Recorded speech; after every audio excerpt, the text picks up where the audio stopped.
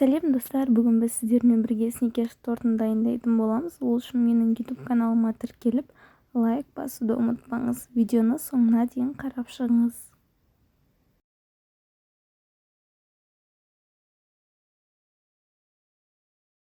Ең алдымен жұмыртқамыздың ағы мен сарысын екі бөлек ыдысқа салып, үстіне қантты салып, миксермен жай жылдамдықпен араластыратын боламыз.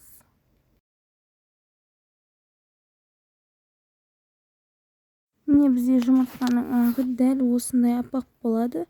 Төңкерген кезде ағып кетпеуі қажет.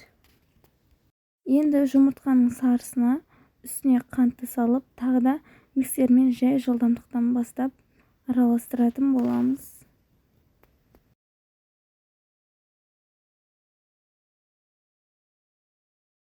Міне біздің жұмыртқаның сарысы осындай болып шығу керек. Енді үстіне сұйық майды құятын боламыз. Тағы да миксермен жай жылдамдықта араластырамыз.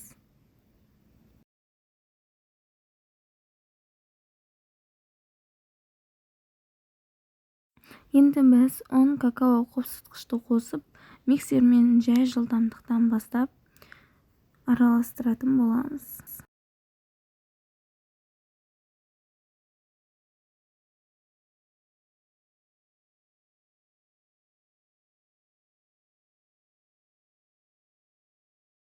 Міне біздің тестамыз дайын болды. Енді біз жұмыртқаның ағын қосып, тағы да миксермен араластырып шығатын боламыз.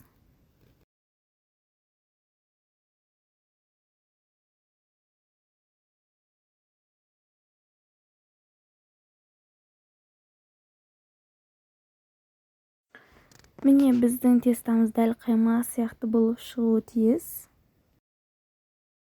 Енді біз ыдысымызға салып, 180 градусқа қойып, 10 минутқа пісіріп алатын боламыз және 3 дарнасын пісіретін боламыз.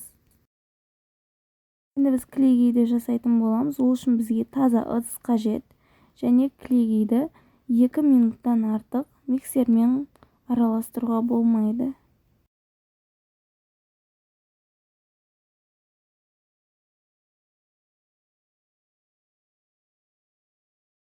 Енді біз творожный сырымызды қосып, тағы да 1 минут араластыратын боламыз.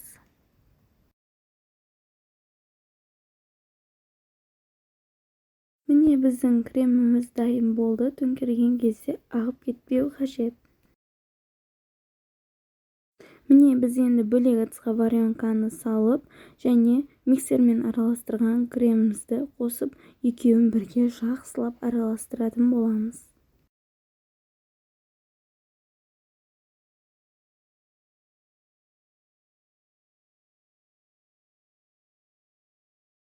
Міне біздің коржиктеріміздің барлығы дайын болды. Енді біз кремін жағатын боламыз.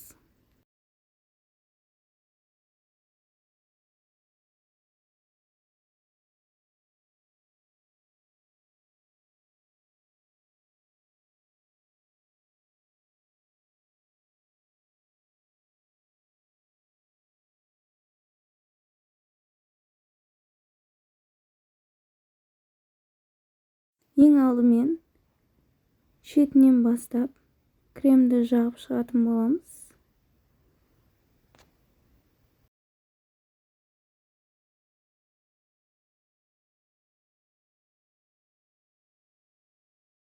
Енді біз карамелімізді қосатын боламыз.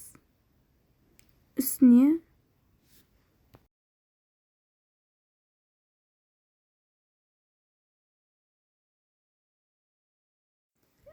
арахистерді қосып шығатын боламыз. Міне енді біз екінші коржигімізді бастайтын боламыз.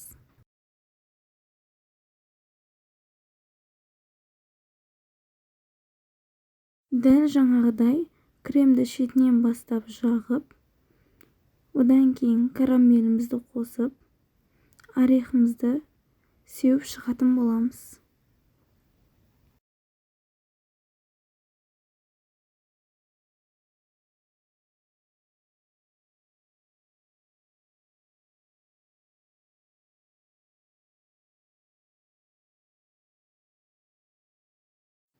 Ең үстіңгі қоржигімізді қойып, аз мөлшерде крем жағып, 1 сағатқа тоңазытқышқа салып қоятын боламыз.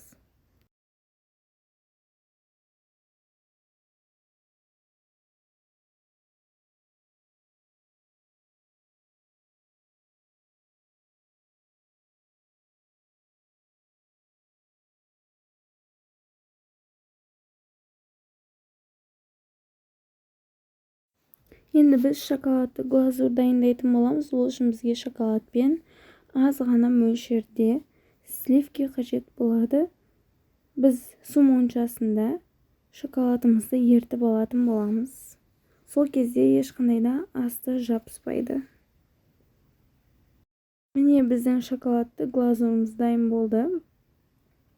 Тортымыз 1 сағатқа тоңазытқышта тұрды. Енді осы шоколадты глазурымызға орехімізді салып, жақсылап араластыратын боламыз.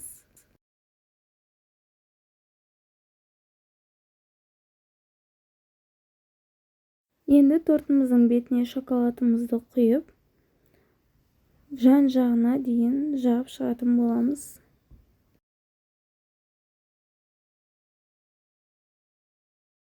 Міне достар, біздің тортымыз дайын болды.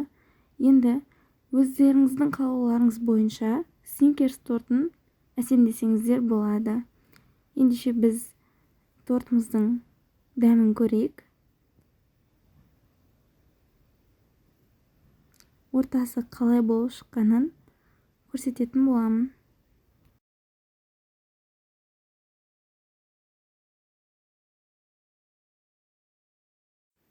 Міне достар, сіздер де үй жағдайында жасап көрсеңіздер болады. Көп шығынды талап етпейді. Сіздермен бірге болған Лейла, астарыңыз дәмді болсын.